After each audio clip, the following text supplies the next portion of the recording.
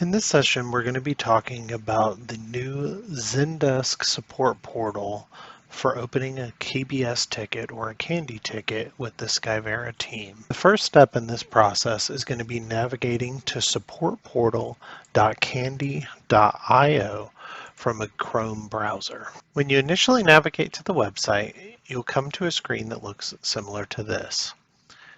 The first thing that I would recommend doing is up in the top right-hand corner, go ahead and click the Sign In link and sign in using your credentials. This will allow for you to tie the tickets directly into your company system, as well as see any tickets that you've previously opened. While you certainly can open up a case without signing in, it's recommended that you always sign in first.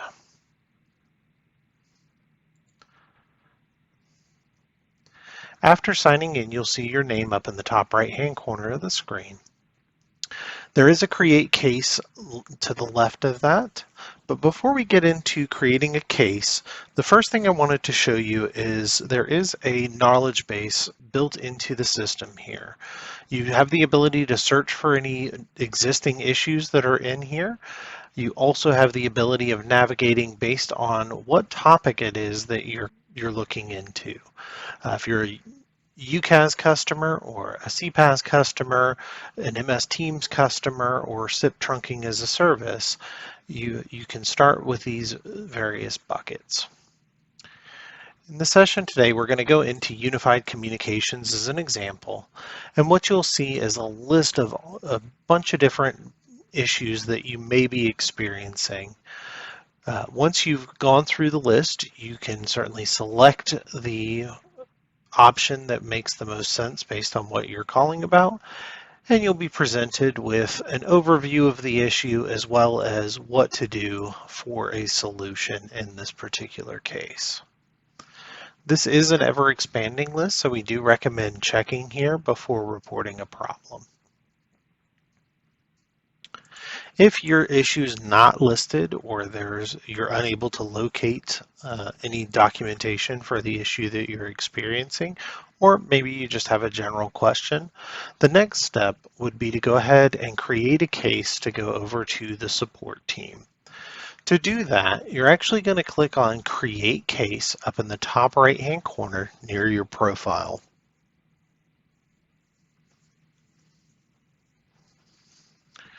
Once you've clicked Create Case, this is going to take you directly into the ticketing form.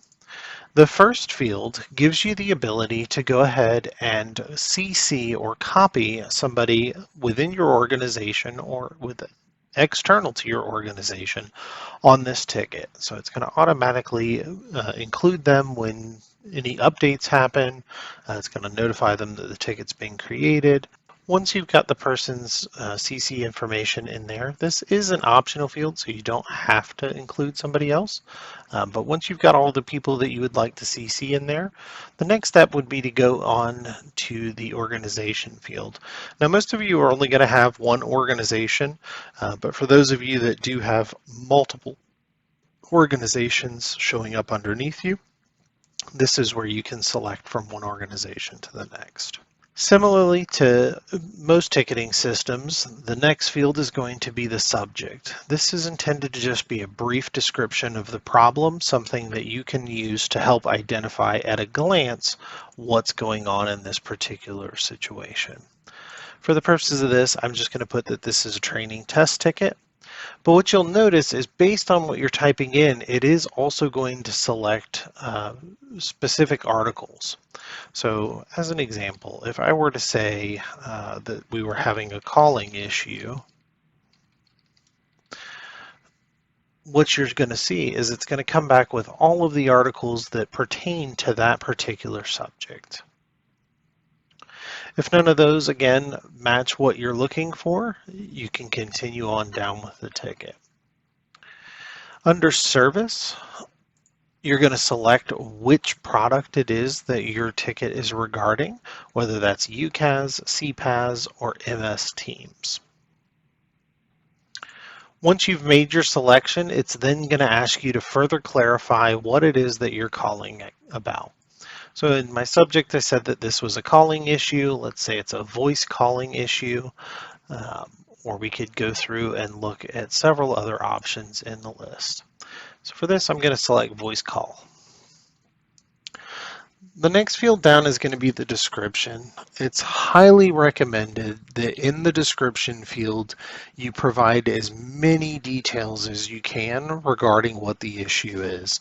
If it's a calling issue, let's provide specific telephone numbers that are impacted.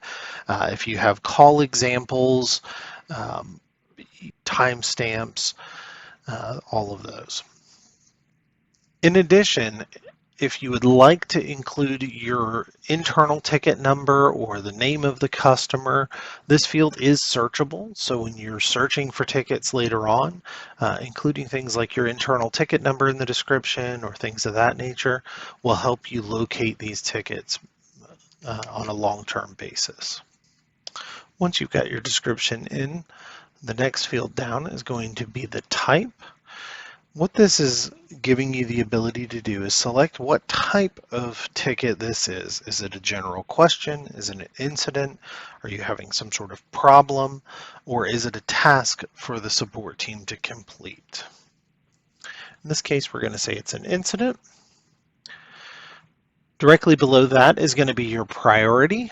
So in most ticketing tools, there is a priority system. In this particular tool, you're going to choose between low, normal, high, and urgent.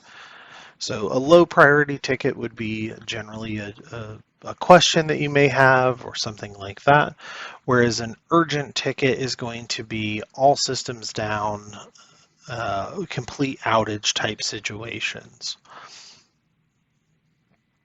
In this particular case, I'm going to say that this is a normal level priority. Below that, I have the ability to specify that I prefer to be contacted by phone. If you do check that box, it's going to ask for the telephone number to reach you at. Directly below that, it's asking if the information is originating from the European Economic Area or Switzerland. So if that applies to you, certainly check that box.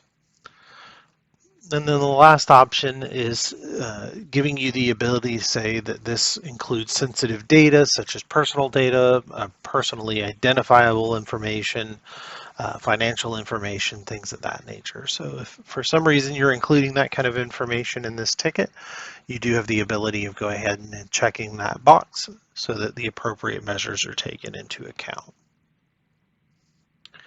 And then the last option is giving you the ability to add an attachment to the system.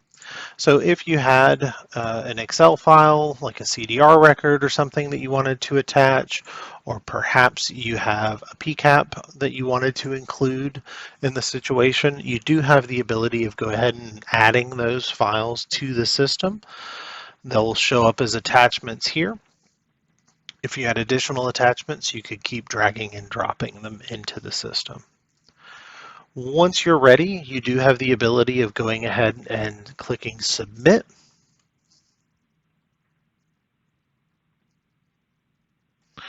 Once you've submitted the ticket, it's going to come back and tell you that this request was successfully submitted. It's going to give you the subject of your ticket as well as the description right there in the center of the screen. Additional comments coming from the support team, or if you needed to add additional comments, are going to be in this field on the left-hand side.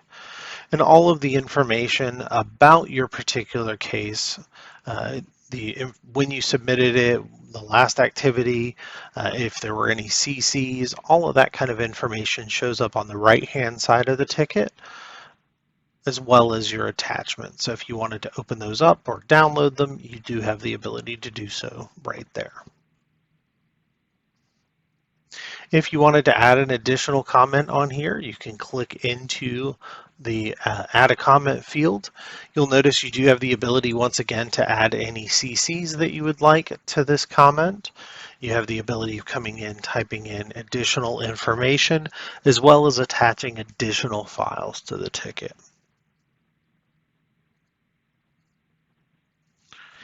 In addition to being able to view tickets in this manner, you also receive email notifications anytime the ticket has been updated, providing you were listed as either the requester or if you were CC'd on the ticket itself. And again, those will come to your email based on the email address that you're logging into. Going back out to the main screen for just a second, if you've submitted a ticket in the past, you wanted to come in here, you wanted to see where that ticket was, what the status of the ticket, or if you wanted to look for a ticket that somebody copied you on, the way you would go about getting to those types of situations is click on your name drop down. In there, you're going to see things like profile, request, activities, and change password. In this particular case, the field that we're looking for is requests. By clicking on requests, it's going to take you into the My Requests section of the ticketing system. Here you'll be able to see all of the tickets that have been opened up by you.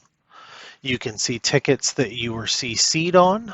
So by going to the requests I'm CC'd on. And then in addition to that, you can also see all of the tickets across your organization, again, based on your email address that you're signing in with. You'll see all of those tickets and you can go through and take a look at them. If you're unsure what the ticket number is or which ticket it is you're looking for, again, you do have the ability at the top of the screen to go ahead and search for those requests. So again, by including your internal ticket number in the description and things of that nature, you'll be able to quickly find those.